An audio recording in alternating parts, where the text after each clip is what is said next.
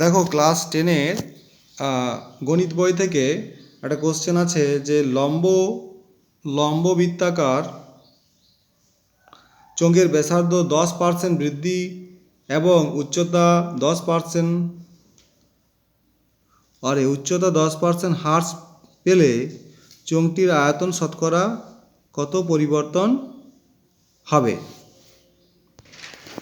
তাহলে দেখো এখানে উত্তরটা করতে হবে যে মনে করি লম্ববৃত্তাকার চোঙটির ব্যাসার্ধ সমান আর একক। এখানে একটা চোঙ আঁকবো, প্রথমে চোখ এঁকে নেব, তার ব্যাসার্ধ এখানে আর। তো 10% বৃদ্ধি করলে ব্যাসার্ধ হবে কত, 11r/10 একক। আবার উচ্চতা 10% উচ্চতা হ্রাস হলে উচ্চতা হবে 9h/10 একক। তাহলে আগে চোঙের আয়তন কত ছিল? আগে চোঙের আয়তন ছিল πr² বর্গ একক। এখন চোঙের আয়তন হবে pi 11r/10 whole to the power square, তার হোল স্কোয়ার ইন্টু 9h/10। এবারে কতটা বাড়লো তাহলে?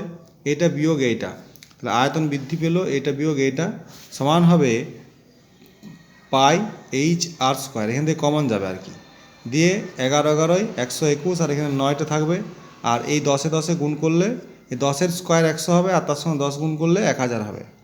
তাহলে 1000 - 1। তাহলে এখানে শুধু পড়ে রইবে এখানে 1089 হবে, 1000 বিয়োগ হয়ে যাবে, তাহলে 89/1000।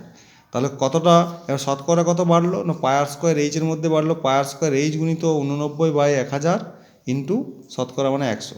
দুটো শূন্য ক্রস হয়ে গেল, একটা শূন্য পড়ে রইলো, উপরে 89, এটা ক্রস হয়ে গেল, তাহলে 89/10 সমান হচ্ছে 8.9%। ওকে, তাহলে কি বলবো যে উত্তরটা কি বলবো যে চোঙটির, এখানে বলা হয়েছে যে চোঙটির